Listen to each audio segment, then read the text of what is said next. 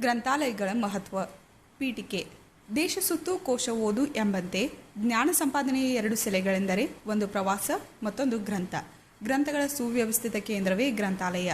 ಗ್ರಂಥಗಳ ಅಧ್ಯಯನಕ್ಕೆ ಅವಕಾಶವಿರುವುದರಿಂದ ಇದು ವಾಚನಾಲಯ. ಗ್ರಂಥಗಳಿಲ್ಲದ ಮನೆ ಆತ್ಮವಿಲ್ಲದ ದೇಹದಂತೆ. ಗ್ರಂಥಾಲಯವಿಲ್ಲದ ಊರು ದೇವರಿಲ್ಲದ ದೇವಾಲಯದಂತೆ. ಗ್ರಂಥಾಲಯಗಳು ಜ್ಞಾನದ ಹಸಿವನ್ನು ನೀಗಿಸುವ ದಾಸೋಹ ಕೇಂದ್ರಗಳು.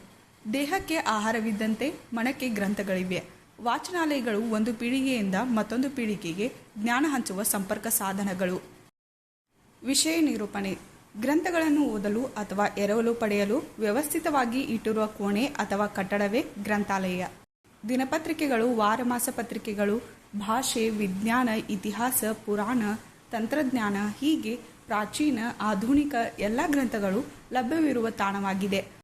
ಪ್ರಾಚೀನ ಕಾಲದಲ್ಲಿ ಗ್ರಂಥಾಲಯ ಪರಂಪರೆಯನ್ನು ಭಾರತದ ನಳಂದ ಮತ್ತು ತಕ್ಷಶಿಲಾ ವಿಶ್ವವಿದ್ಯಾಲಯದಲ್ಲಿ ಕಾಣುತ್ತೇವೆ.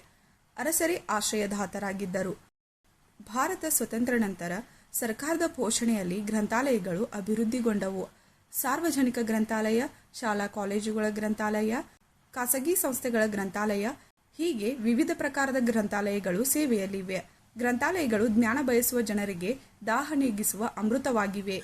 ವಿಶೇಷವಾಗಿ ವಿದ್ಯಾರ್ಥಿಗಳಿಗೆ ಸಂಜೀವಿನಿಯಂತಿವೆ. ಎಲ್ಲರೂ ಗ್ರಂಥಗಳನ್ನು ಖರೀದಿಸಿ ಓದಲಾಗದು. ಅದರಲ್ಲೂ ಬಡವರಿಗಂತೂ ಕನಸಿನ ಮಾತು. ಇವರಿಗೆಲ್ಲ ಗ್ರಂಥಾಲಯಗಳು ವರದಾನವಾಗಿವೆ.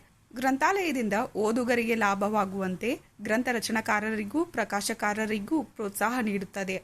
ಗ್ರಾಮ ಪಂಚಾಯಿತಿಯಿಂದ ರಾಜಧಾನಿಯವರೆಗೂ ಗ್ರಂಥಾಲಯಗಳು ಸ್ಥಾಪನೆಗೊಂಡಿವೆ. ಭಾರತದ ಗ್ರಂಥಾಲಯ ಪಿತಾಮಹ ಡಾಕ್ಟರ್ ಎಸ್.ಆರ್. ರಂಗನಾಥನ್ ಇವರು ಗ್ರಂಥಾಲಯಗಳ ವ್ಯವಸ್ಥಿತವಾದ ಅಭಿವೃದ್ಧಿಗೆ ಕಾರಣಕರ್ತರು. ಇಂದು ಗ್ರಂಥಾಲಯಗಳು ಆಧುನಿಕ ಜನರಿಗೆ ಅನುಕೂಲವಾಗುವಂತೆ ಡಿಜಿಟಲ್ ಹೈಟೆಕ್ ಈ ಗ್ರಂಥಾಲಯ ಆಗುತ್ತಿವೆ. ವಾಚನಾಲಯದಲ್ಲಿ ಮೌನತೆ ಕಾಪಾಡಬೇಕು.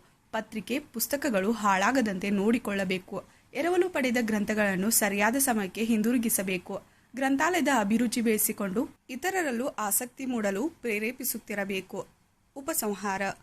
ಪುಸ್ತಕಗಳೇ ಮಾನವನ ನಿಜವಾದ ಮಿತ್ರರು. ಮೌಲ್ಯಯುತ ಬದುಕಿಗೆ, ವೈಜ್ಞಾನಿಕ ಅಭಿವೃದ್ಧಿಗೆ ಗ್ರಂಥಾಲಯಗಳ ಪಾತ್ರ ಹಿರಿದು. ಇದರ ಸದುಪಯೋಗವನ್ನು ಎಲ್ಲರೂ ಪಡೆಯಬೇಕು.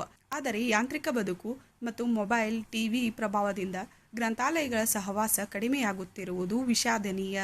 ಒಟ್ಟಾರೆ ಗ್ರಂಥಾಲಯ ಹೆಚ್ಚು ಜನರಿಗೆ ಉಪಯೋಗವಾಗಬೇಕು ಎಂಬುದು ನನ್ನ ಬಯಕೆಯಾಗಿದೆ.